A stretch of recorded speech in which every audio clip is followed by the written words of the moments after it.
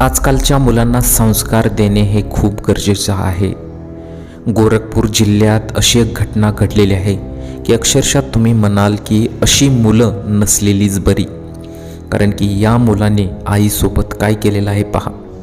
ही संपूर्ण घटना आज आपण बघणार आहोत।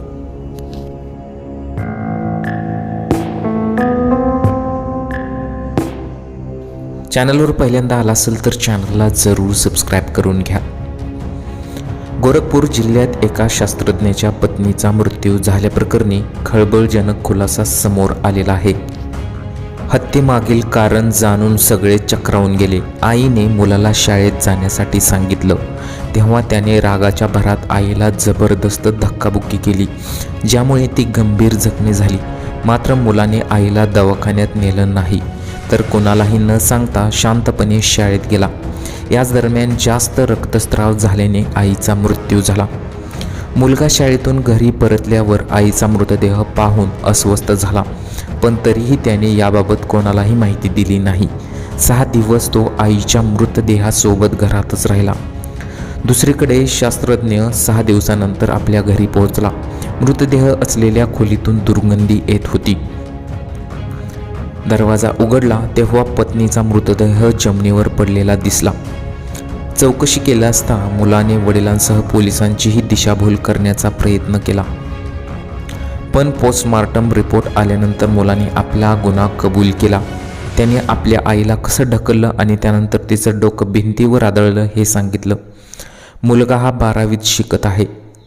सुरुवातीला पडल्यामुळे आईचा मृत्यू झाल्याचं मुलाने पोलिसांना आणि वडिलांना सांगितलं, मात्र शवविच्छेदन रिपोर्ट पोलिसांना मिळताच मृत्यू 6 दिवसापूर्वी झाल्याचं निष्पन्न झालं। शरीरावर जखमा आणि काही खुणा होत्या। पोलिसांनी त्याची कसून चौकशी केली असता मुलाने संपूर्ण हकीकत सांगितली। असं सांगितलं की आई अनेकदा आपल्या मुलाला अभ्यासावरून ओरडली होती। तिने मुलाची शाळेतही तक्रार केली होती, त्यामुळे मुलगा संतापला। याच दरम्यान आईने सकाळी मुलाला उठवलं आणि पुन्हा शाळेत पाठवलं। त्याचवेळी मुलाने आईला धक्काबुक्की केली, यातच आईचा मृत्यू झाला।